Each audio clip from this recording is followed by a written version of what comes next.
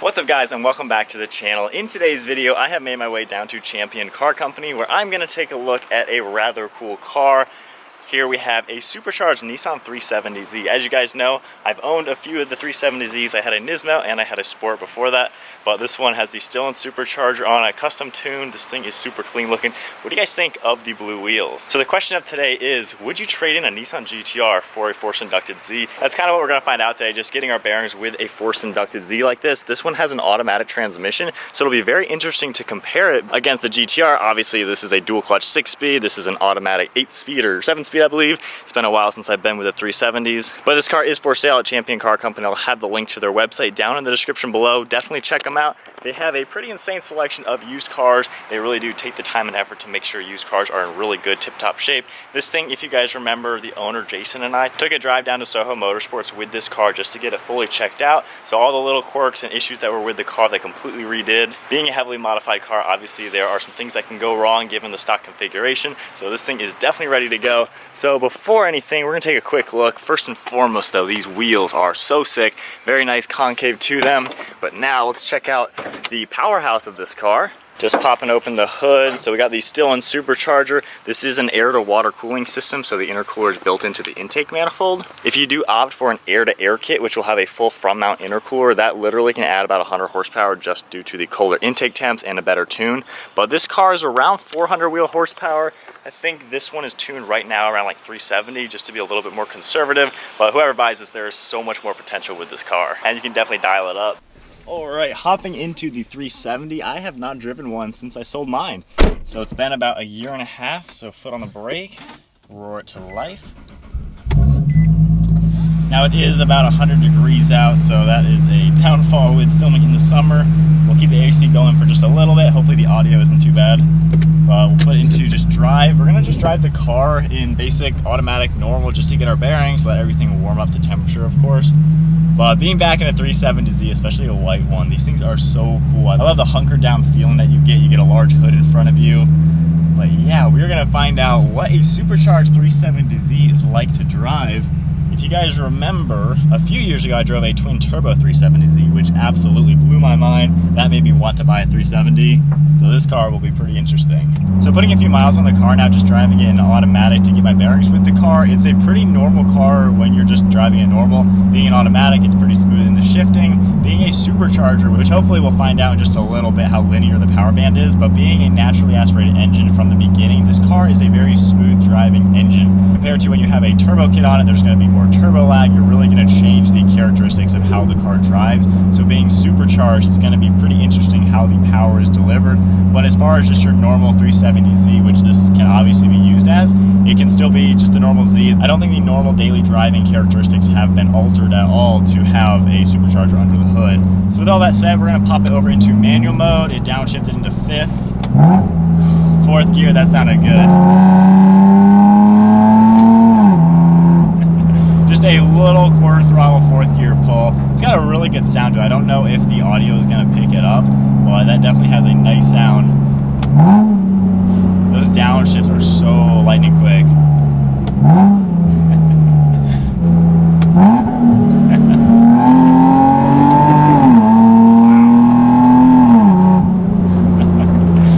Wow, that is way quicker than my 370Z was for sure. But we're keeping it under 5,000, you know, we're not going crazy. This car is for sale, of course, but man, already there is some drama to this car, which I love. I love when a sports car just has extra drama to it. It just makes the car more engaging to drive. Oh man, this thing is pretty quick. All right, from second now.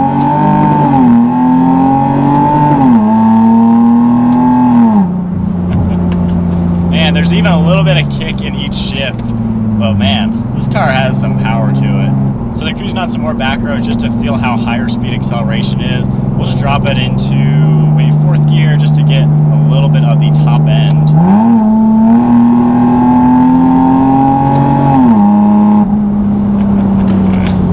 Oh man, this is not like a 370Z at all. It is completely different with the power.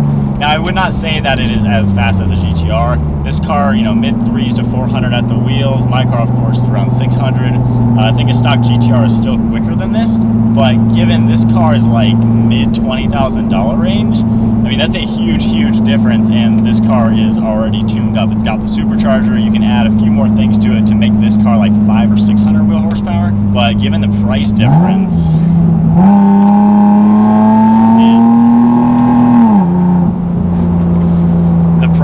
I mean, this is well more than half the price of my car.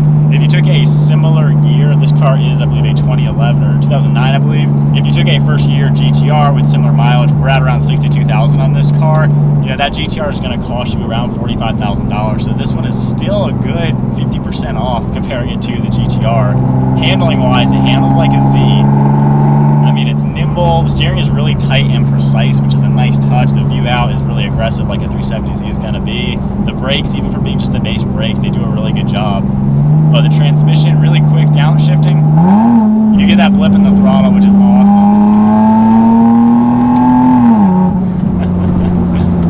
And again, this is all half throttle, nothing too crazy, but this thing really does pick up.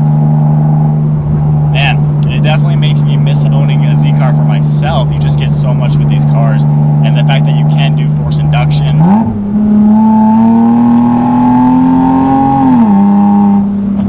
Wow.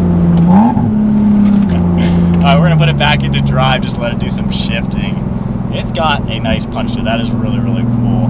But then back on some slower roads now, just cruising again, the car kind of tones itself down. You do have a full exhaust, I believe a full exhaust on this car, so it definitely makes some noise.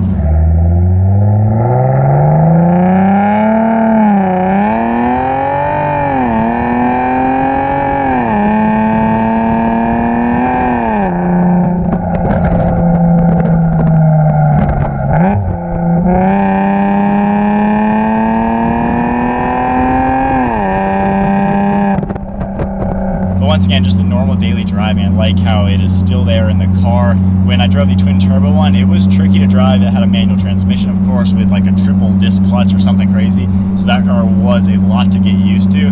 This one being an automatic, you can just put it in automatic and drive it. We'll do a little bit of an acceleration actually in automatic to see what it's like. But we have a nice turn right here. Car handles.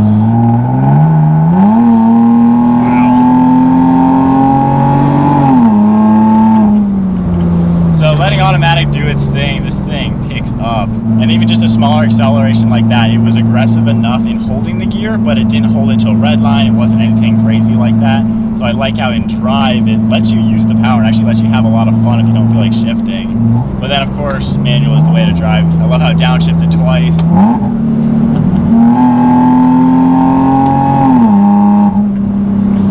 Oh man. I can't imagine, whoever buys this car, I can't imagine what a full throttle, full acceleration red light run would be like in this thing, because this car really does pack a punch. That is definitely pretty awesome. Alright, we're going to take a quick break right now with the Z. I just got a few exhaust clips with the GoPro on the back.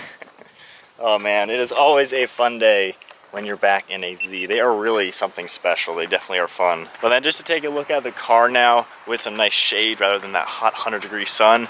It's a good looking car. Comment down below what you guys think of this one, at least the stance with it. These wheels have a really good look. We got tinted taillights, just giving it a really clean look. The exhaust system is sticking out. We're gonna do a quick rev just to get an idea of what it's like. Got a nice supercharged badge as well. But definitely a really clean looking Z. And then pearl white, my favorite color for this car, really clean looking. But yeah, let's crank it up real quick and just get a quick exhaust clip.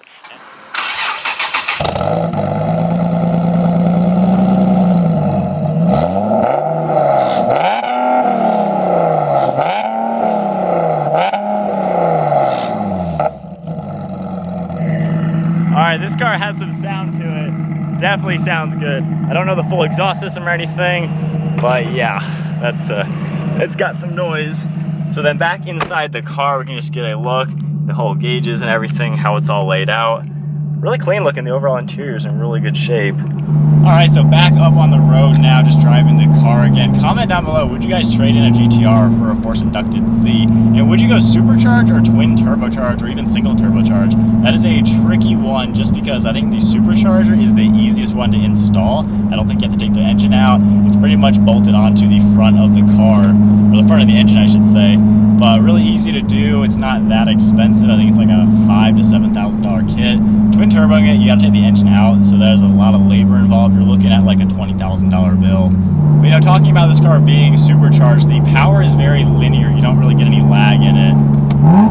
So fourth gear like that, as soon as I give it gas, it already is like in the power, in boost. I don't know what the actual boost is. I want to say it's like 7 on these cars, or 5 to 7, something like that. But you can definitely feel how it's all responsive. The engine is responsive just like with the original engine, which is really cool. So I think that's about going to wrap up driving around with the supercharged Nissan 370Z. Comment down below what you guys think of these cars in general. You can definitely do a lot to this platform. That's the one thing that I really like about the Z cars in general. You can have it stock, you can go full bolt-on stock and actually get a lot of power out of these engines. And then you can add pretty much any type of force induction you'd like. Driving a supercharged one is pretty interesting, how it still carries a lot of the characteristics that we like about these cars stock. It's just a smooth engine. And then twin turboing it is a completely different car. So I like how you have that option. But as far as being supercharged goes, this thing definitely has some power to it. Yeah, that is definitely pretty sweet. Anyways, I think that is going to wrap up today's video. Hope you guys enjoyed coming along for the Supercharged 370Z. I'd love to hear your guys' input on what you guys think of these cars in general. But once again, huge thank you to Champion Car Company for providing this car for today's video. I'll have the link to their website as well as this listing down in the description below. Definitely check them out. But that is going to wrap up the video. Give it a huge thumbs up, smash the subscribe button. We'll see you guys in the next video.